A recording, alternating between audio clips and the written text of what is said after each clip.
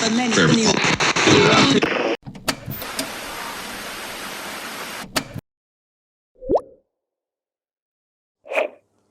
everyone! Welcome back to Yeah Vlogs. Today we're going to unbox and talk about the latest Poco M6 Pro that we got from Amazon.ae. Poco has been making waves with its budget-friendly yet feature-packed smartphones. So let's dive into what the M6 Pro has to offer.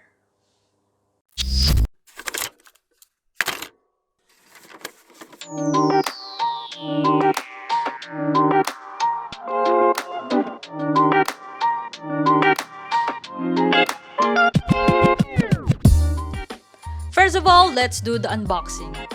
Inside the box, we got here the SIM ejector pin, the manual, jelly case,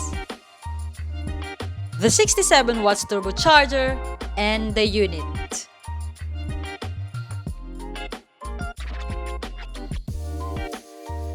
The Poco M6 Pro sports a sleek and modern design that feels great in the hand. The 6.5-inch display dominates the front, offering vibrant colors and sharp details. The phone has a solid build quality, and the rear panel features a stylish camera module. Under the hood, the M6 Pro is powered by a Helio G99 high-performance processor and 12GB RAM combo, ensuring smooth multitasking and snappy performance. Whether you're gaming, streaming, or just browsing, the phone handles it all without breaking a sweat. The inclusion of 6.67-inch Full HD plus POLED 120Hz punch-hole display, 120Hz refresh rate, and 5000 mAh battery that enhances the overall user experience. Now let's talk about the cameras. Poco has stepped up its camera game with the M6 Pro. The 64-megapixel OIS AI triple camera captures sharp and detailed images, while the 16-megapixel on-selfie camera adds versatility to your photography.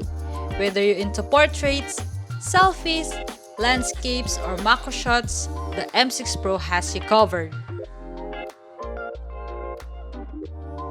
On the software side, the Poco M6 Pro runs on Android 13 and skin of MIUI 14 with Poco's custom skin on top. The interface is clean, intuitive, and comes with a bunch of handy features. Poco has also been consistent with software updates, ensuring that you get the latest improvements and security patches.